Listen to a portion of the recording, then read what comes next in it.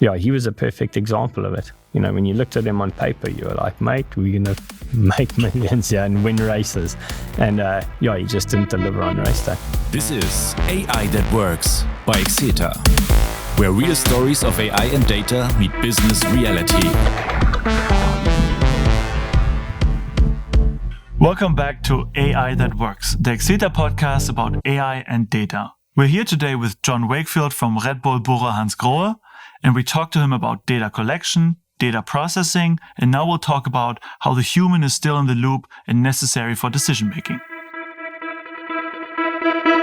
We have talked about the collection, all the things that go into the machine that you just put in the top and then you stir and spits it out. Do some calculations. Yeah. Then we talked about predictions, diagnostics. I mean, you always start, I guess, with description, diagnostic, prediction, and then prescription. You try to find the action that is correct and right, but it's not everything. There is only, I guess you can only get out of the data what is in the data. Correct. And there is still probably so much human element, especially at this level of performance. Yeah. So that would be very interesting to maybe hear a little bit more about the relationship to the rider with the coach. You already said there's sometimes people that look very good on paper, but I guess even the connection coach to rider can play a difference in performance. If somebody hates where he is, correct, he won't perform as well. Or if somebody loves the team and gets along very well with everybody, that probably has an impact. As well as decision making, where the human still matters in experience, and that would be very interesting to get into. How does the coach trainee relationship play out? Is it a fight? Who is maybe, and I was wondering, you working with young riders, are they easier to go with because they don't know yet? Or is it harder because they don't know yet and they probably have all kinds of ideas? Again, so the answer is yes and no to everything of what you said. So it really depends on the rider itself and on that personality. So, whether it's a young rider coming through or whether it's a seasoned pro, that it doesn't really change. The part that you do see a lot with the young riders now, because they've grown up in this kind of information technology rich world, and they, it's like second nature to them, to what they do, and they're super involved. Like every kid now, barring one out of a group of 30, has a power meter. They have Training Peaks or whatever performance software, and information is readily available. But some of them do think that they know more than you, and they're very, I won't say opinionated, because that's in a strong personality, and they're like, well, I know that this is right. I should do 80 grams, not 120 grams of carbs. And you're like, okay. So you do kind of, with them, it's more of an education process with them, but your connection to the coach it has to be close. It's not that you have to talk to them. Well, at this level, you need to communicate every single day, and you need to have a really close connection. There needs to be a lot of trust from the rider to the coach, and the coach also needs to trust the rider. When that element is gray, it's potential for not the best outcome, put it that way. If you go down the coaching side to like an age grouper. So, if I had to work with you, that level of communication isn't really warranted, because you also have, it's not your career, you have a job, etc. But hey, let's catch up on coaching, and you're doing this well or whatever. But at this level, even from the under 19s, under 23s, that coach, that human connection is really important. That is why I think at the moment the AI coaching it's good. Like if I download it and I can ask it to give me a 6-week program, I'm sure I'll be better at the end of the 6 weeks. But the problem is when things start going wrong, or there's outside factors like I fought with my wife or whatever the case may be, it doesn't understand that yet.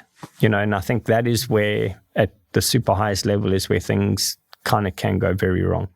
Do you feel like things don't quite show up in the data, or do you maybe even catch riders because there's the subjective experience? Correct. And I know that is a metric in itself, the perceived exertion.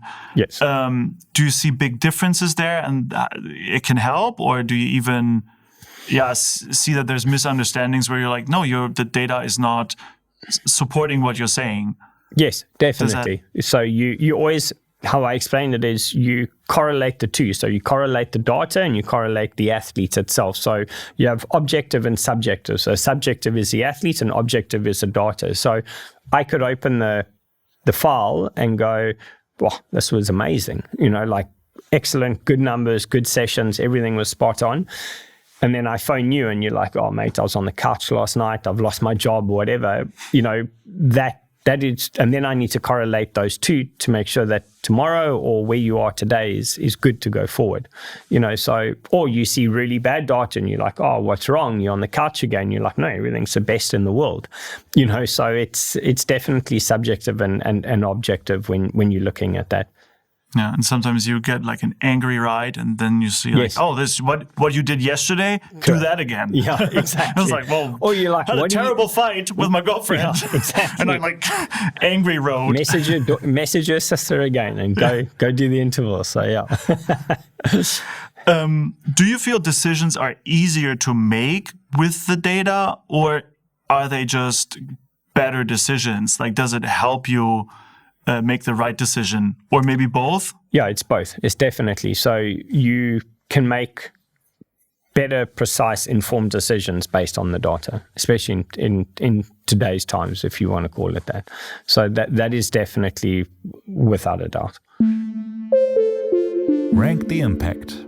I don't know how much you're going to like this. You have to blindly rank the impact of a group of things. So I have 5 types of data points, and you have to rank them 1 through 5 to see which one is the most important.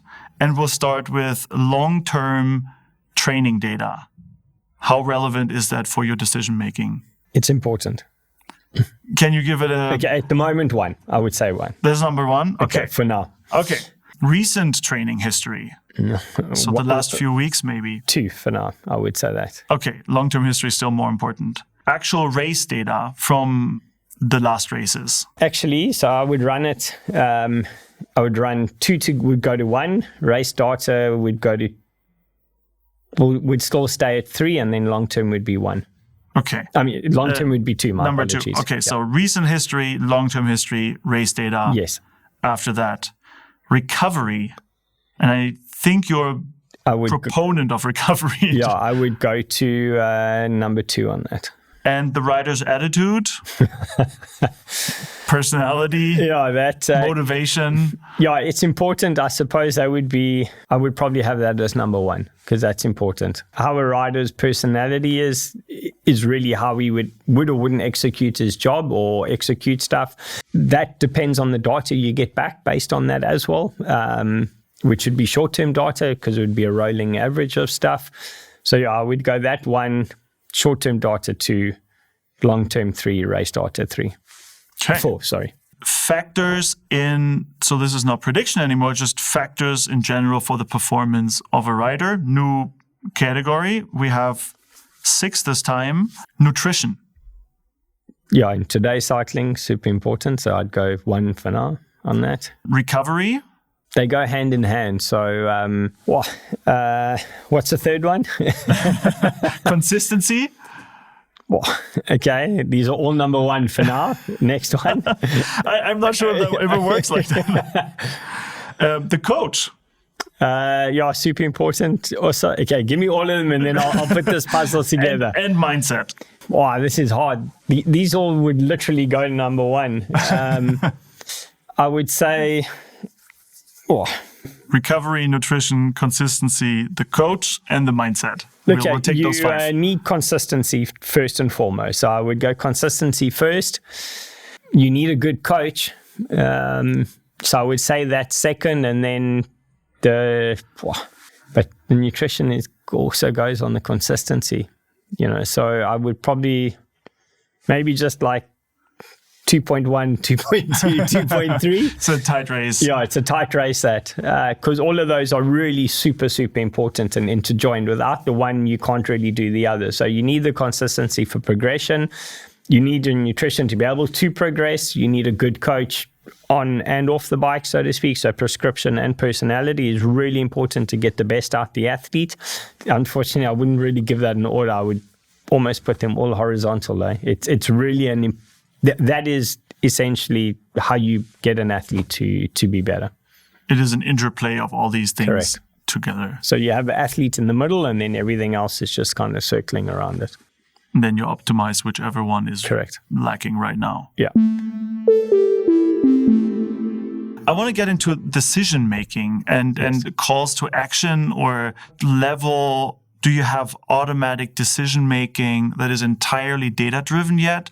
Or do you get input and insight and then you make the decision probably together with the rider? Is there a level at which you can just output instructions? Or is it still very much that the human needs to stay in the loop and aid in the decision making? Is that on race performance or, as an example, hiring a talent or scouting a talent? Well, actually, both would be interesting. Maybe hiring a talent is that's a one-off decision. So I guess you want to have everybody look at it, and then that is supported by data. Yeah, correct. So the data part is really, really important, and you get very, very good information on it. As I said earlier, if you have your benchmarks and you know what you're looking at, or if as a team, if you have specifics, and that is really important. However, there is the element, because it's still a sport and you have a human body connected to it, you do need to make a decision based also on the human side. So you could have the best data, everything is great, and the guy is just unbelievably difficult to work with, isn't friends with anyone or whatever. You need to then decide, okay, well, do we win races, but we just have a constant fight with him? Or do we step aside and say, okay, look, from a personality side, which is a human draw card, we're not going to go that route, Or, an example I worked with a rider phenomenal guy, and phenomenal data. Like, he should have won multiple Grand Tours, and all the physiology, all the data, everything showed it, the testing data, and that you put him on the road and he just couldn't deliver. So which was super, I won't say super strange, because he did deliver, but not to the potential that our data showed, and there it was, okay, we're going to go with him anyway, because we know he can do something, but he definitely boxed under his weight category, put it that way. Do you have a guess what a factor would be? Is it attitude, motivation? I mean, race like sports psychology at your level, where everybody's going at human limits, probably plays a very, very big role. Yeah, I think he kind of buckled under big match temperament, personally. When you took that Grand Tour aspect away from him and you told him to go stage hunt at a Grand Tour, he'd win stages, because the pressure was significantly less.